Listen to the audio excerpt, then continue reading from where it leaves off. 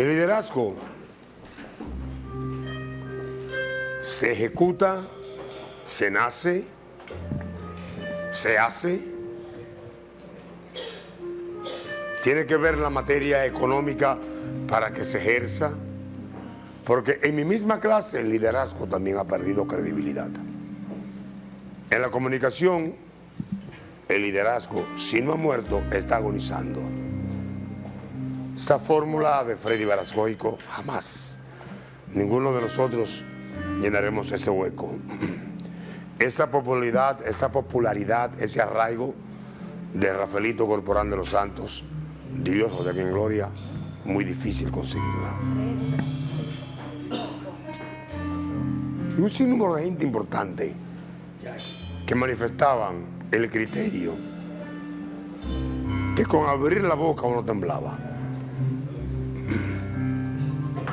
Hay personas que conocen la cosecha del liderazgo, la forma, cómo se nace, cómo se hace. Y quise invitar al distinguido amigo, doctor Julián Cerulle.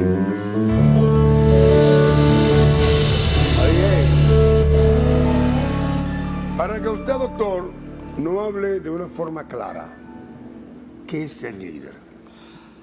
Si lo vemos desde el punto de vista político, es aquel que expresa lo que un pueblo siente y piensa. Y es aquel que motiva a hablarle a un pueblo conociendo sus interioridades.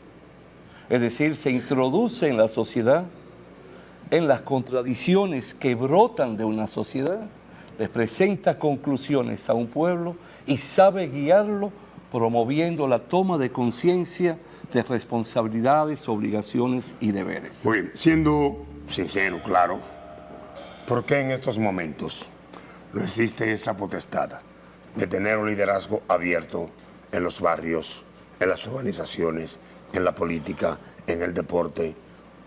Líderes dominicanos que levanten la bandera. Porque el sentimiento de servicio se ha perdido. Okay. Se ha caído en un individualismo, en un yoísmo. Soy yo y más nadie. Ya no existe tampoco el concepto de educar a un pueblo, hablarle a un pueblo, decirle a un pueblo cuáles son sus problemas. El pueblo se puede mover un día, como por ejemplo la Marcha Verde, por un tema, por un punto determinado. Pero eso un día pasa. Pero los pueblos mantienen su coraza de lucha permanente y constante en la medida en que encuentran quien les hable de sus propios problemas, quien le diga en qué consisten y dónde están las causas. No solo decirle el problema, sino las causas. Por esa razón, la República Dominicana, después de la muerte de Trujillo, solo ha conocido un líder a plenitud. ¿Quién es? Porque ese hombre le hablaba a su pueblo, lo educaba y lo organizaba. Lo llevaba a comprender lo que es la política como ciencia y como arte, y al mismo tiempo, por ejemplo, cuando un sector de los que buscaban la libertad política y no social atacaba el trujillismo, quería llevarse todo lo que participaba y no se daban cuenta que el pueblo lo que quería escuchar: quiero arroz, quiero habichuela, quiero respuestas a mis niños, quiero la educación de mis hijos, quiero que me enseñen a trabajar y quiero que me proporcionen trabajo. Es como cuando Ho Chi Minh en Vietnam decía, el lema es arroz, comprendió que el pueblo vietnamita lo que buscaba era comer. Y si tú no te integras a comprender las realidades y las interioridades de la sociedad en que tú vives, jamás podrás llegar al corazón de un pueblo. Será solamente una cigua que pasó, una tórtola que pasó, y más nada en el futuro se recordará de ti. ¿Qué partido aquí está organizando el pueblo? ¿Qué partido crea estructuras orgánicas? ¿Qué partido hace de sus locales una escuela para enseñar lo que es política, lo que es organizar? ¿Por qué, como tú bien has dicho, han desaparecido los clubes sociales?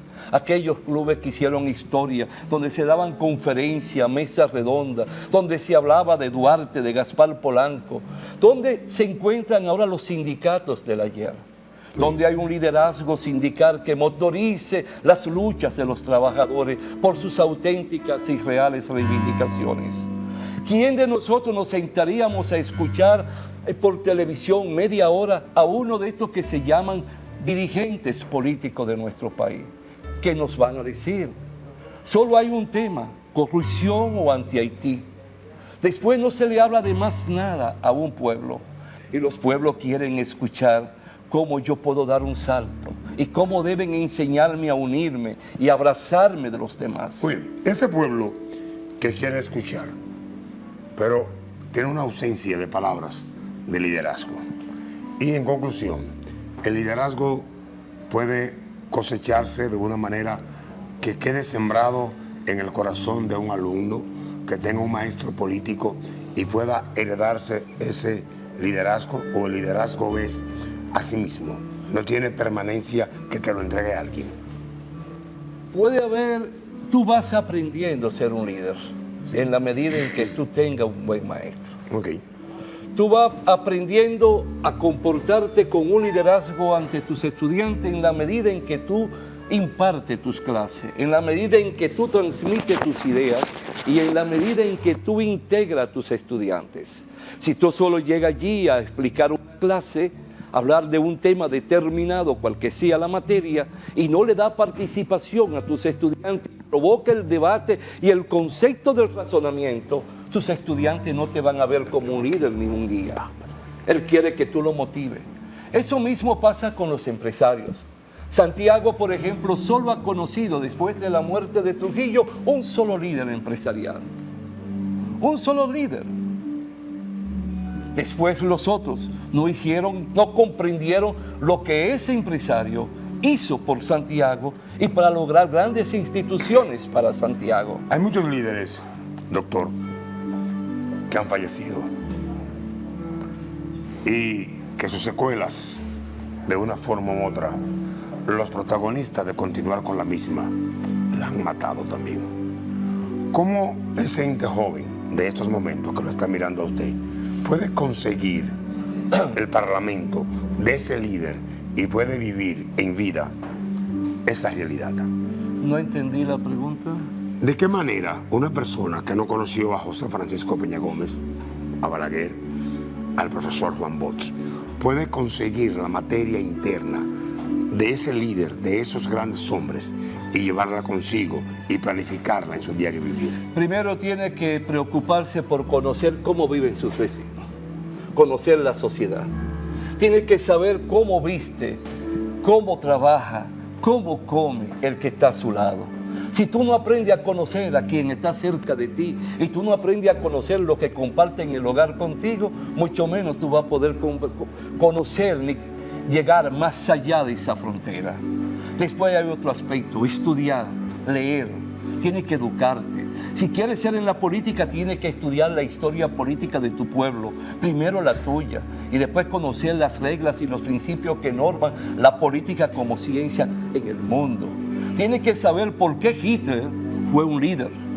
Tienes que saber por qué Franklin Delano Roosevelt fue un líder. Tienes que conocer por qué Lenin fue un líder.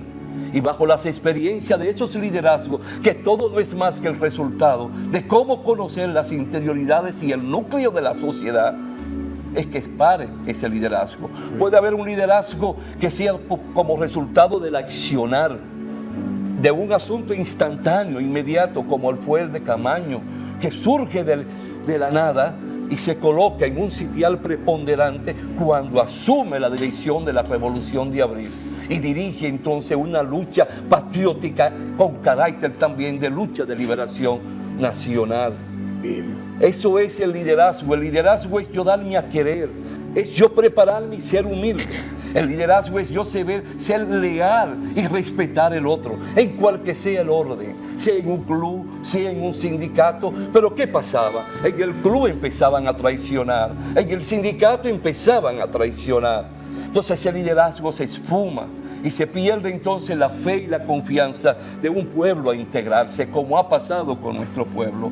¿Quiénes se mueven en el mundo político? Por ejemplo, todas esas basuras que buscan como le otorguen una dádiva.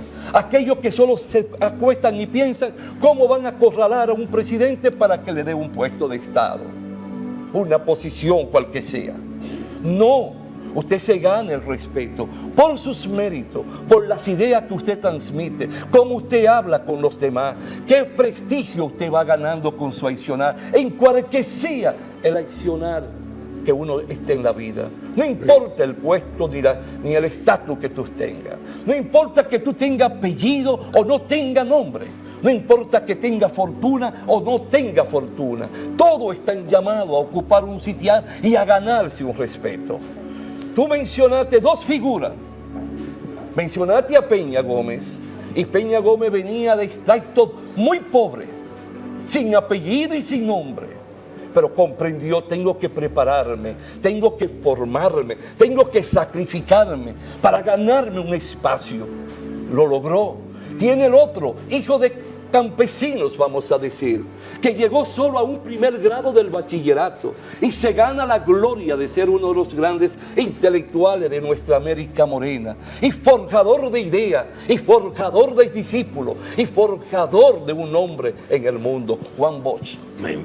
Doctor, 60 segundos para decirle a esa materia joven la fórmula perfecta para comenzar un liderazgo. Solo tiene una fórmula: que aprenda a autoamarme y comprenda que si no aprende a estudiar, a leer y a cultivar tu intelecto y a tener un sueño y un ideal para el mañana, tú no serás nadie. Si te dejas arrastrar del momento que te proporciona lo que tú crees que es tu amigo, tú no serás nadie. Si quieres ser alguien, tienes que ganarte el respeto, tienes también que trillar un camino y saber ir quitando las espinas y enamorarte de la vida y amar la vida y transmitir amor y escuchar las sabias palabras de tus abuelitos y de tus padres. Nunca abandone lo que es el concepto de familia si quieres ser grande en el mañana. Muchas gracias.